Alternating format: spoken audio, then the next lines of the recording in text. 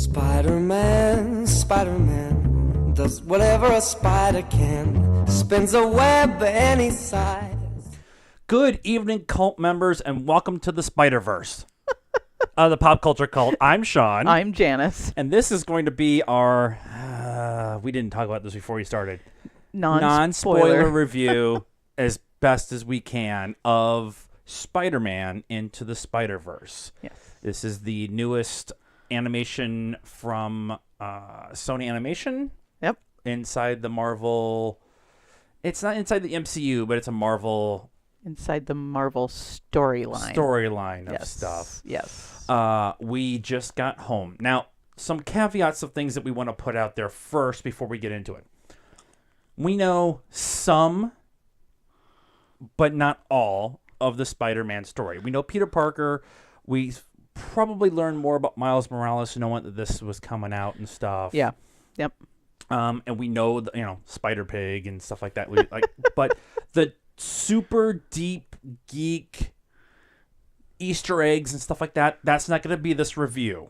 As much as I will learn about it as we go along in the next few weeks and everything, that's not going to be what this review is. This review will be mostly two movie fans who just went and saw a freaking awesome movie. Right. That had Spider-Pig in it. Spider-Pig. Spider-Pig does whatever a Spider-Pig does. I just washed my hands. That's why my hands are wet. I swear.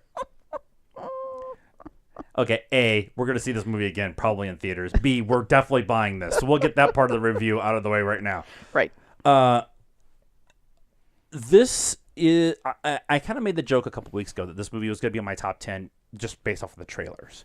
Yeah. And I've tried really hard. We talked about it on the way home, but I've been not wanting to watch any reviews or anything like that. Right. Because I didn't want to get so hyped up with myself that I was vibrating. Right. And then potentially let down. Right.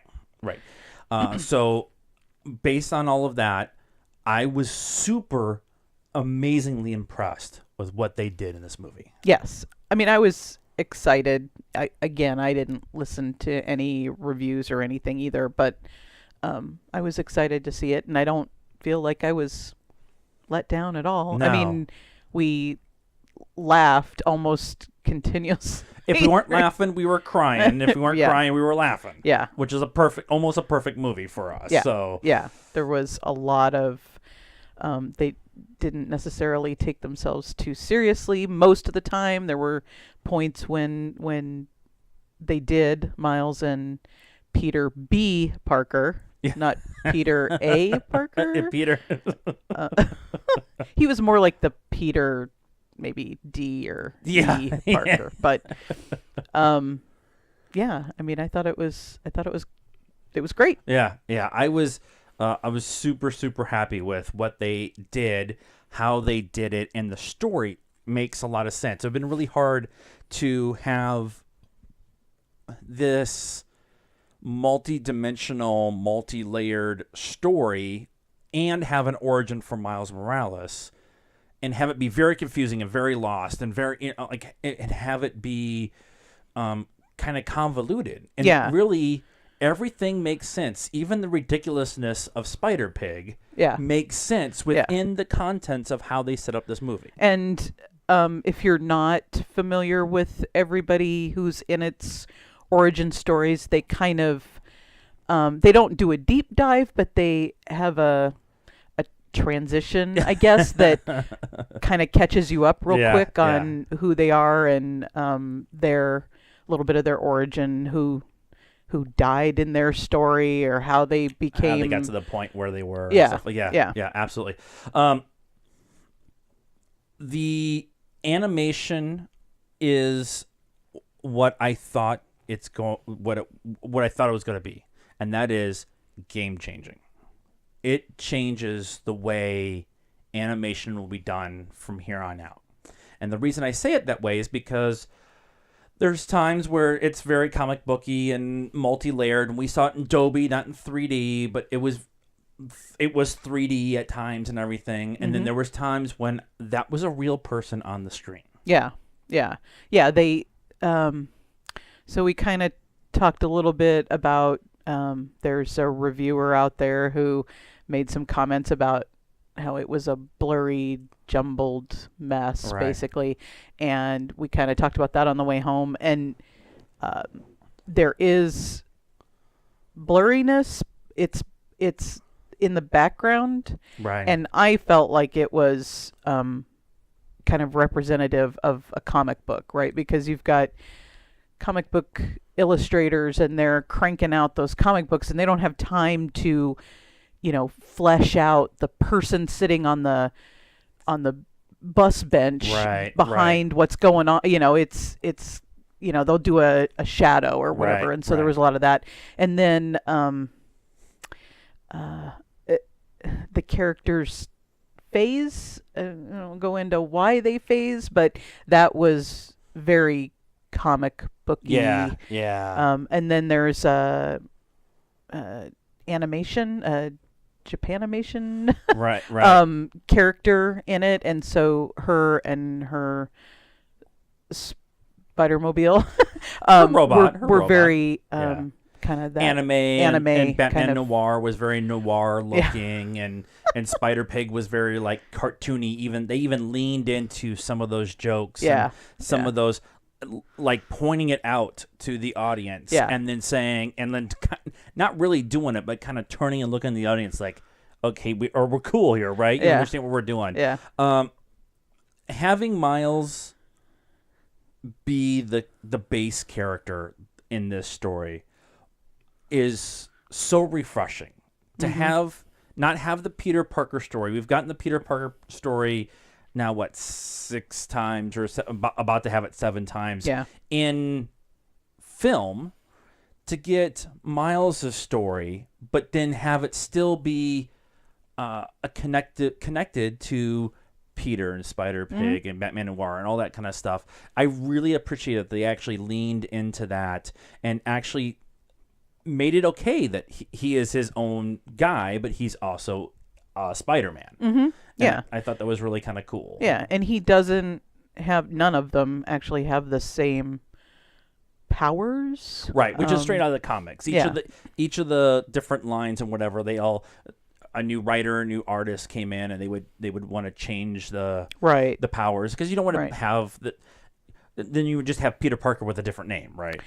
Right, and it doesn't make sense to have multiple Spider-Mans in the same universe if they can all do the same thing, even if they all look a little different, or one's a kid and one's a girl and one's a guy. And the voice actors in this movie, the 2 main people is Shamik Moore, who plays Miles, and Jack Johnson, who plays Peter. Jake Johnson. Sorry, there's a glare.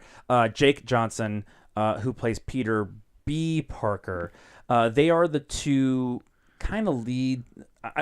They're going to be the leads, but their voice work and the ability to bring emotion in and comedy and some realism and everything was so well done. Yeah. They also had Haley Steinfeld in this.